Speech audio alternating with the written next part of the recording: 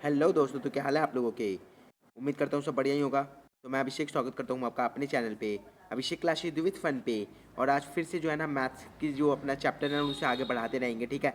तो देखो क्या है ना कि मैथ्स का जो ये चैप्टर है, ठीक है, बहुत ही आसान है। बस आपको इसको समझने के लिए मैंने जो और वीडियोज़ बना रखी है ना, उसको समझना, उसको देखना होगा और उसे समझना होगा, ठीक है। अगर आपने वो वीडियोज़ देख लिया है, मैंने 1.1 जो है ना वो भी कंप्लीट करवा दिया है, ठीक है। जो आपका 1.1 है वो भी कंप्लीट हो चुका है, ठीक है, वो भी कंप्लीट है।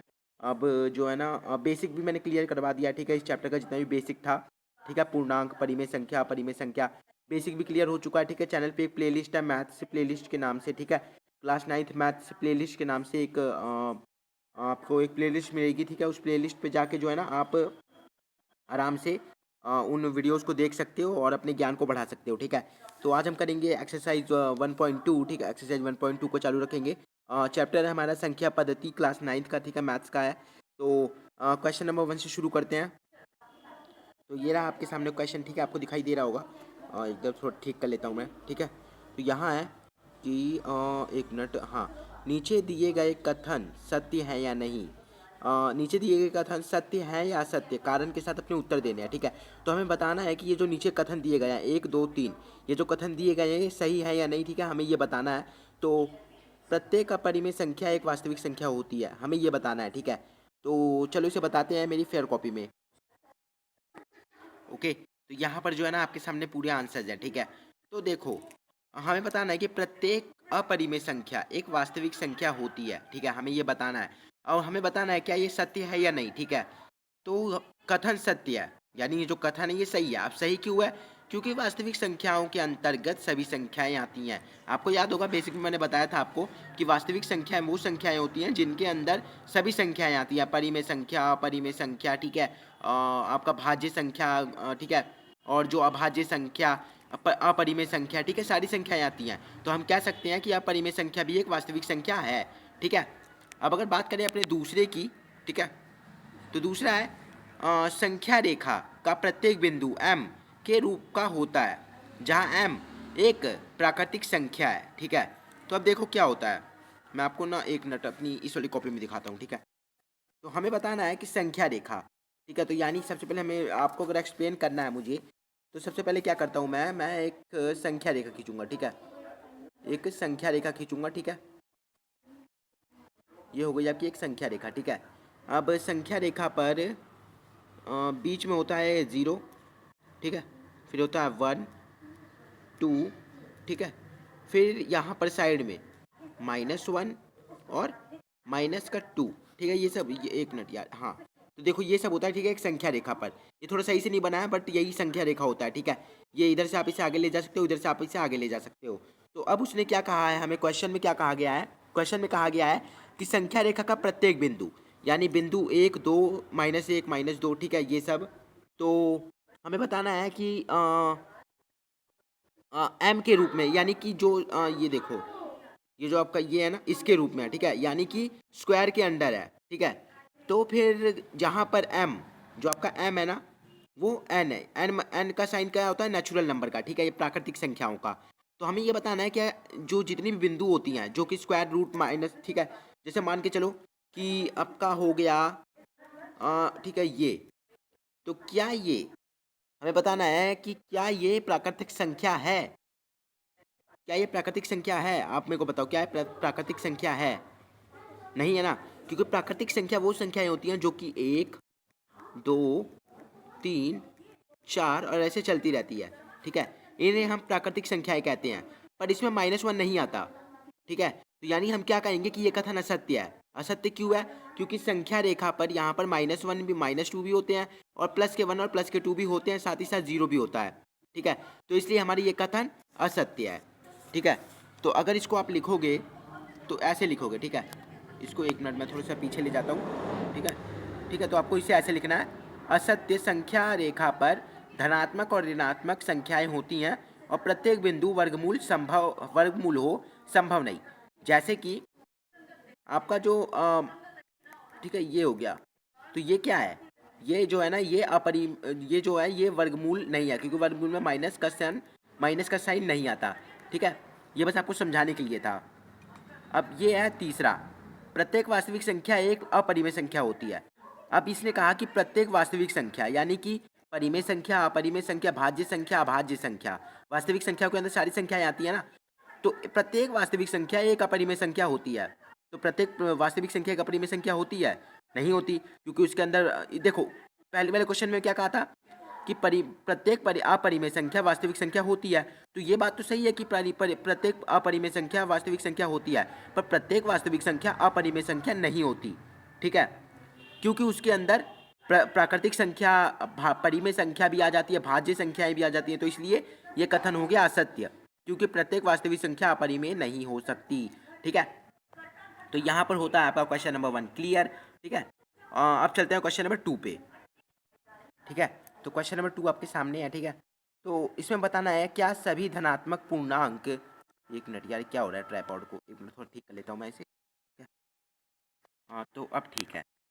तो इसमें बताना है क्या सभी धनात्मक पूर्णांकों के वर्गमूल अपरिमेय होते हैं। यानी कि जो सभी धनात्मक पूर्णांक होते हैं, ठीक है, सभी धनात्मक पूर्णांक होते हैं जो जीरो से शुरू होता है। पूर्णांक कौन से होते हैं? जो 0 1 2 3 4 5 6 7 8 ऐसे चलते रहते हैं धनात्मक में। ठीक है, तो क्या सभी धनात्मक पूर्णांकों के वर्गमूल परिमेय होते हैं? यदि नहीं तो एक ऐसी संख्या का वर्गमूल का उदाहरण दीजिए जो परिमेय संख्या हो। अब हमें बताना है कि क्या धनात्मक पूर्णांक के वर्गमूल अपरिमेय संख्या ही होती है या उसमें परिमेय संख्या भी होती है, और अगर होती है तो एक परिमेय संख्या का उदाहरण देना है। तो इसका आंसर होगा नहीं, सभी धनात्मक पूर्णांकों के वर्गमूल अपरिमेय नहीं होते हैं। मान के चलो कि आपका जो √2 है, अगर इसे हम खोलते हैं तो इस ये अपरिमेय संख्या नहीं, जो है ना ये परिमेय संख्या नहीं है। पर आपका √4 ये परिमेय संख्या है। कैसे है? क्योंकि जब आप √4 को खोलते हो तो आपके पास आता है 2। ठीक है, 2 आता है ना, तो अब जब आपके पास 2 आता है तो हम 2 को 2/1 लिख सकते हैं, जो कि परिमेय संख्या है। ठीक है, जो कि परिमेय संख्या है।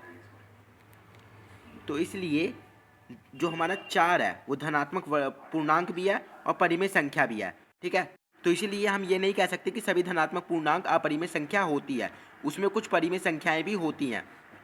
तो ऐसे आपको लिख लेना। ठीक है, और उदाहरण ये रहे आपके सामने। ठीक है, एक हो गया, एक का अगर वर्गमूल खोलेंगे तो 1 आएगा, 4 को खोलेंगे तो 2 आएगा, मैंने आपको दिखा दिया।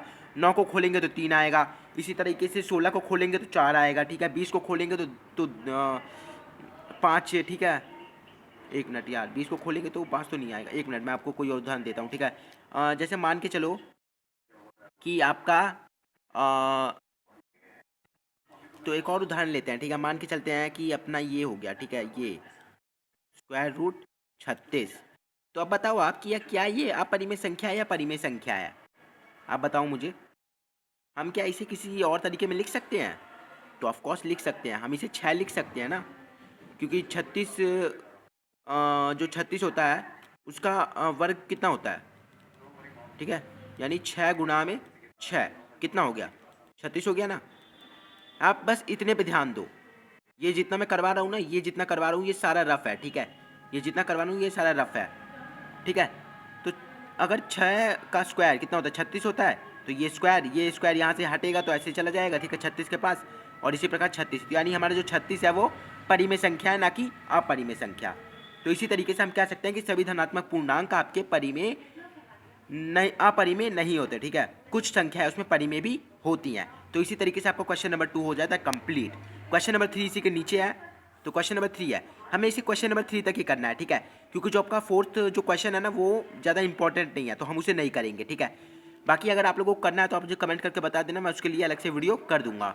तो प्रश्न नंबर 3 है, दिखाइए कि संख्या रेखा पर, एक मिनट थोड़ा सा कॉल आ रही थी, तो हमारा क्वेश्चन है, ठीक है, माफ़ करना थोड़ी कॉल आ गई थी। ठीक है, तो प्रश्न नंबर 3 है, दिखाइए कि संख्या रेखा पर √5 को किस प्रकार निरूपित किया जा सकता है। ये नई चीज़ आई है। ठीक है, क्लास 9th में ये थोड़ी नई चीज़ है, तो इसको आपको समझना होगा। ठीक है, इसको समझना होगा आपको। इसका आंसर जो है ना मेरे को आपको पहले रफ कॉपी में थोड़ा सा करवाना पड़ेगा। ठीक है, थोड़ा सा करके दिखाता हूँ मैं आपको। ठीक है, तो अभी तक जो है ना हमने क्वेश्चन नंबर 3 तक कंप्लीट कर लिया है। ओ माफ़ करना, क्वेश्चन नंबर 3 जो है ना हमें वो करना है। ठीक है, अब आपको उसके लिए क्या क्या लगेगा ये देख लो। सबसे पहले जो है ना आपको एक स्केल लगेगा। ठीक है, चाहे जो सब स्केल ले लेना, 15 मीटर्स, 15 फीट्स। ठीक है, ऐसे स्केल ले लेना। आपको लगेगा एक डी, एक प्रकार ले लेना, ठीक है, कंपास ले लेना एक, ठीक है, और पेन तो रख ही लेना साथ में, ठीक है। तो इसी तरीके से हमें जो है ना संख्या रेखा पर निरूपित करना है। किसको निरूपित करना है मैं दिखाता हूँ, ठीक है। तो हमें जो है ना संख्या रेखा पर आप ऐसे करना पड़ेगा कि आपको दिखाई देना। तो √5 को निरूपित करना है ना, √5 को निरूपित करना है। अब देखो यार, संख्या रेखा पहले एक बना लेते हैं, ठीक है, बहुत ही अच्छी सी संख्या रेखा बनाते हैं। तो लाइन खींचते हैं एक यहाँ से, ओके, 8 सेंटीमीटर तक, ठीक है, इतना करते हैं। और 4 पे जो है ना ऐसे यहाँ पर मूल बिंदु 0 लगा देते हैं, ठीक है। ऐसे ही होता है ना आपकी संख्या रेखा, है ना। और फिर हमें क्या करना है कि यहाँ पर ऐसे ये संख्या रेखा का ये निशान होता है कि ये आगे बढ़ती जा रही है, ठीक है। अब हमें इसके प्रति इकाई पे, ठीक है, जैसे ये रहा, ये 5 को, ठीक है, ये देखो एक, ये इधर 1-1 सेंटीमीटर पे ना एक एक वो बना लो लाइन, ठीक है। मतलब एक ऊपर ऐसे एक एक, ये दिखाने के लिए कि हाँ ये 1-1 मीटर या सेंटीमीटर की दूरी पर है, ठीक है। यहाँ पर आपका प्लस के निशान होते हैं 1 2 3, ठीक है। यहाँ माइनस के 1, माइनस के 2 और माइनस के 3। इस साइड प्लस लिखोगे नहीं लिखोगे कोई फ़र्क नहीं पड़ता, ठीक है। तो इस तरीके से पहले आपको एक संख्या रेखा बना लेनी है, ठीक है। इसे सॉल्व करने का एक फॉर्मूला है, वो है हाई बीपी का, मतलब पाइथागोरस प्रमेय जिसे कहते हैं, ठीक है। आपका हो गया h का स्क्वायर, एक मिनट आपको दिखाई देना चाहिए, ठीक है। तो ये हो गया आपका h का स्क्वायर प्लस b का स्क्वायर, ठीक है, प्लस एक मिनट आपको ना पहले मैं काम करता हूँ कि मैं ना आपको इसे सॉल्व करके दिखाता हूँ, फिर मैं आपको दिखाऊंगा कि किस मेथड से ये क्वेश्चन आखिर हुआ है, ठीक है। तो हमें सबसे पहले क्या करना है, सबसे पहले हमें करना है कि जो है ना 2 है, ठीक है, 2 है, ठीक है। हमें क्या करना है कि 2 पे, एक मिनट, अभी इसका काम तो है नहीं, पर पहले ना मुझे इस पर सेटअप करना पड़ेगा पेन को, ठीक है। तो मैं कर लूँगा, ठीक है। तो हमें 2 पे क्या करना है कि 90 डिग्री का एक कोण बनाना है, 90 डिग्री तक इसे लेके जाना है, ठीक है। तो आपको क्या करना है कि ऐसे इस पर लेके आना है। एक मिनट थोड़ा सा नीचे कर देता हूँ मैं इसे, तो अब दिखाई दे रहा होगा आपको, है ना, दिख रहा है ना, ठीक है। तो इसको आपको यहाँ पर लेके आना है और कुछ नहीं करना है कि ये जो 90 का है ना, इसे ऐसे ऊपर तक बना लो। इससे पता चल रहा है कि ये 90 डिग्री का बन गया, ठीक है। अब स्केल कहाँ गया, तो ये रहा स्केल। तो अब क्या करना है आपको कि इसे एक एक डिग्री या एक, चलो कुछ भी कह लो, 1 मीटर सेंटीमीटर तक ऊपर लेके जाना है, ठीक है। बिल्कुल ध्यान से करिएगा, ठीक है। तो ऐसे करना है और 1 सेंटीमीटर तक ऊपर ले जाना है, ठीक है, ले गए। अब क्या करना है कि जो ये है ना, इसे ऐसे जोड़ देना है, ठीक है। इसे क्या करो ऐसे, एक मिनट पहले मैं इसे सही से कर लेता हूँ, ठीक है। तो आपको यहाँ पर एक त्रिभुज बना लेना है, ठीक है। तो आपको क्या करना है, यहाँ पे एक त्रिभुज बना लेना है जो कि 0 पे मिल रहा है, ठीक है। ऐसे करके बना लेना, ठीक है। तो ये हो गया अपना, ठीक है। इसे मान लेते हैं हम A, इसे B मान लेते हैं और इसे C, ठीक है। ऐसे हो गया। अब ये जो आपका कोण बना है ना, यही है √5, ठीक है। यहाँ तक तो हो गया। बट अब देखो, ये जो है ना, ये जो है ना, ये स्क्वायर, ये अभी ये जो आपका बन रहा है ना त्रिभुज, ठीक है, ये जो त्रिभुज बन रहा है, ठीक है, ये त्रिभुज है। तो इसको ना हमें संख्या रेखा पर अभी लेके भी आना है। वो कैसे लेके आएंगे मैं बताता हूँ अभी आपको। तो अब देखो, यहाँ तक तो हमारा काम हो गया, ठीक है। अभी देखो इसमें जो है ना थोड़े बहुत मेन काम बाकी है, ठीक है। वह तो बहुत ही ईजी मेथड।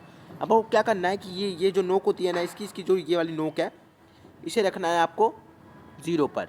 और इसको जो प्रकार है ना, इसको C के बराबर तक खोलना है। ये देखो यहाँ पर जो ये C है ना, ये C, इसी के बराबर तक आपको इसे खोल लेना है। एक मिनट मैं इसे खोल लेता हूँ पहले इसके बराबर तक, ठीक है। चाहे आगे से कर लो चाहे पीछे से कर लो, फ़र्क नहीं पड़ेगा। हाँ तो हो गया, तो ठीक है। तो इसके बराबर तक खोल लेने के बाद आपको क्या करना है कि आपको C को मूल बिंदु मानकर इस पर चाप लगा देनी है, ठीक है। ये बन गया चाप, यानी अब जो है वो हमारा जो √5 है वो ज़मीन पर आ गया, इस संख्या रेखा पर आ गया। अभी हमने जिस पे इसको दर्शाया उसे हम D मान लेंगे, ठीक है। तो अब यहाँ पर क्या हुआ, एक मिनट में ये आपको दिखना भी चाहिए, ठीक है। आपको इसी प्रकार से बनाना है, ठीक है। अगर समझ ना आए तो वीडियो को थोड़ा पीछे कर लेना। अब इसे थोड़ा सा नीचे करता हूँ। तो देखो जो हमारा AB है, ठीक है, हमारा जो AB है वो बराबर है √5 के, ठीक है। यानी कि ये जो आपका ये हो गया ना, ये पूरा, ठीक है, ये जो पूरा हो गया, ये 0 से 2 तक की जो जितनी दूरी है, ठीक है, ये किसके बराबर हो गई आपके स्क्वायर रूट 5 के। ठीक है, तो इसी प्रकार से देखो हमें क्या करना था। पहले पहले हमने एक संख्या रेखा बनाई, संख्या रेखा बना ली। उसके बाद हमने क्या किया कि हमने दो पे 90 डिग्री का एक कोण बनाया। ठीक है, 90 डिग्री यानी जो सीधी खड़ी रहती है। ठीक है, इसके मदद से आपको क्या करना है, एक मिनट में आप थोड़ा सा कैमरा ऊपर करता हूँ। ठीक है, तो आप दो पे ऐसे करोगे, 90 डिग्री पे गया, 90 डिग्री को बिंदु लगा दोगे, फिर 1 डिग्री मतलब माफ़ करना 1 सेंटीमीटर आराम से इसे ऐसे नीचे ले आओगे। ठीक है, ऐसे लगा दोगे 2 पर। इसके बाद क्या करना है कि एक त्रिभुज बना लेना है। ठीक है, 2 से 0 के बीच में एक त्रिभुज बना लेना है। अब ये जो आपका त्रिभुज बनने के बाद जितना भी बना ये हो गया स्क्वायर रूट 5। अब हमें इसे ज़मीन पे भी लेके आना था, तो ज़मीन पे लाने के लिए हमने कुछ नहीं किया, 0 को सी तक खोल लिया। ठीक है, 0 को मूल बिंदु मानकर इसे सी तक खोला और ऐसे चाप लगा दी। जो चाप लगाया उसे डी मान लो और ए बी बराबर हो गया आपके स्क्वायर रूट 5 के। ठीक है, बस इतना ही किया हमने और इतना हमने निरूपित कर दिया। ठीक है, अब ये कैसे हुआ ये जान लीजिए। तो इसके लिए हमने एक फॉर्मूला लगाया, एच स्क्वायर बराबर बी का स्क्वायर प्लस पी का स्क्वायर। ठीक है, ये फॉर्मूला हमने यहाँ पर लगाया था, ये फॉर्मूला हमने यहाँ पर पुट किया था। अब आपको कोई ऐसी संख्या निकालनी है कि जिसको जोड़ेंगे ना तो अपना जो है ना आराम से स्क्वायर रूट 5 हो जाए। ठीक है, कुछ ऐसा करना है कि स्क्वायर रूट 5 हो जाए, तो आपको ऐसी संख्या ढूंढनी पड़ेगी। ठीक है, तो अब देखो क्या करना है आपको। एच स्क्वायर को तो ऐसे कैसे लिख देंगे। ठीक है, अब बी की जगह पर मैं 2 मान लेता हूँ, 2 का स्क्वायर। ठीक है, ये स्क्वायर रूट 2 हो गया, इसका 2 मान लेता हूँ। ठीक है, प्लस स्क्वायर रूट 1 का 2। ठीक है, अगर आप 2 को खोलोगे, ठीक है, अगर आप 2 को खोलते हो तो आपके पास आता है 4। ठीक है, 2 को खोलोगे 4 आएगा, प्लस 1 को खोलेंगे तो 1 ही आएगा। ठीक है, क्योंकि 1 का स्क्वायर तो 1 ही होता है। ठीक है, इसको करोगे तो 5 आ जाएगा, यही आ जाएगा ना आपका। ठीक है, तो एक बार से स्क्वायर हटा देना, ये स्क्वायर मत लगाना। ठीक है, यहाँ पे स्क्वायर मत लगाना, सॉरी, तो इसे मैं काट देता हूँ एक बार। ठीक है, ऐसे स्क्वायर मत लगाना। आपको क्या करना है, एच स्क्वायर बराबर 2 का स्क्वायर प्लस 1 का स्क्वायर। ठीक है, ऐसे करना। ठीक है, एच की वैल्यू क्या हो गई, एच की वैल्यू भी कुछ नहीं है, जो इसकी वैल्यू आएगी वो एच की वैल्यू होगी। ठीक है, अपनी बी की वैल्यू क्या है, बी की वैल्यू क्या है 2 है, पी की वैल्यू क्या है 1 है। ठीक है, इसी तरीके से हमने निकाल लिया। अब क्या है कि एच स्क्वायर, 2 का स्क्वायर कितना होता है 4 और 1 का स्क्वायर कितना हो 1, एच स्क्वायर बराबर हो गया 5 के। ठीक है, इतना हमने कर दिया। अब यहाँ से स्क्वायर हटेगा और यहाँ जाएगा। ठीक है, तो एच, ठीक है, यहाँ पर देख लो, ये हो गया आपका एच बराबर, ठीक है, एच बराबर हो गया आपका स्क्वायर रूट 5। इसमें जो फॉर्मूला लगाया मैंने, इसे आप ऐसे साइड में लिख लेना। ठीक है, ऐसे लिख लो फॉर्मूला। ठीक है, फॉर्मूला, ऐसे फॉर्मूला लिख लेना, एच स्क्वायर प्लस बी का स्क्वायर, एक minute, h square is equal to b plus p. ठीक है, इसे कहते हैं हम पाइथागोरस का सूत्र भी कहते हैं। ठीक है, पाइथागोरस सूत्र भी कहते हैं। अब जो है ना इसे मैं आपको फेयर कॉपी में दिखा देता हूँ एक बार। ठीक है, बस फिर हमारी ये एक्सरसाइज जो है ना ये कंप्लीट होती है यहाँ पे। तो ये रहा। ठीक है, तो आपको जो क्या करना है, पहले आपको ना इस प्रकार से ऐसे संख्या रेखा बनानी है। ठीक है, एक मिनट मैं इसे थोड़ा ठीक कर लेता हूँ। ठीक है, देखो पहले गलतियाँ हो सकती है, मैं मानता हूँ गलतियाँ हो जाती हैं। ठीक है, तो आपको क्या करना है कि बी को 1 डिग्री ऊपर लेके जाना है, फिर उसे ऐसे स्क्वायर में बना देना है। ठीक है, मैंने आपको पूरा समझा दिया था मैथड। फिर ए बी, ये ए बी हो गया, ये सी हो गया, और यहाँ पर ना ध्यान से नहीं 90 डिग्री का ये लगा लेना चिन्ह, ताकि पता चल जाए कि आपने जो है ना ऊपर जो है ना 90 डिग्री का कोण बनाया था। ठीक है, नहीं भी लगाओगे तो भी चल जाएगा। ठीक है, इतना हो गया। अब आपको क्या करना है, आपको सेम टू सेम इसी मैथड से उतारना है। फिर इस प्रश्न को हल किया गया पाइथागोरस प्रमेय द्वारा। मैंने अभी आपको बताया था ना पाइथागोरस प्रमेय, एच बी और पी। ठीक है, जिसे हिंदी में कर्ण, आधार और लंब कहते हैं, और इंग्लिश में एच बी पी। ठीक है, फुल फॉर्म नहीं बताना मैं आपको, आपका दिमाग काफ़ी ज़्यादा कंफ्यूज हो जाएगा। ठीक है, वैसे भी काफ़ी ज़्यादा कंफ्यूज हो चुके हो, तो ठीक है इतना याद रखना, कर्ण का स्क्वायर, आधार का स्क्वायर, प्लस में लंब का स्क्वायर। ठीक है, कर्ण का स्क्वायर बराबर ऐसी संख्या लेना कि आपका 5 आ जाए। ठीक है, तो 2 का स्क्वायर ले लेना और 1 का स्क्वायर ले लेना। 2 का स्क्वायर करोगे तो 4 आएगा, 1 का स्क्वायर करोगे तो 1 ही आएगा। कर्ण आ गया आपका 5, कर्ण से स्क्वायर हटेगा वो 5 को दे देगा तो 5 अंडर रूट स्क्वायर में आ जाएगा और ये हो गया आपका आंसर। ईजी था ना? अगर कुछ ना समझ में आए तो कमेंट कर देना। ओके, तो ये थी हमारी आज की वीडियो। आपको यहाँ से उतारना है, ठीक है? एक बार आप तो और उतार लो, 1 मिनट थोड़ा सा सही कर देता हूँ मैं इसे। तो ऐसे उतार लो, चाहे स्क्रीनशॉट ले लो, बाद में उतारते रहना अपना। तो ये हो गया, ठीक है?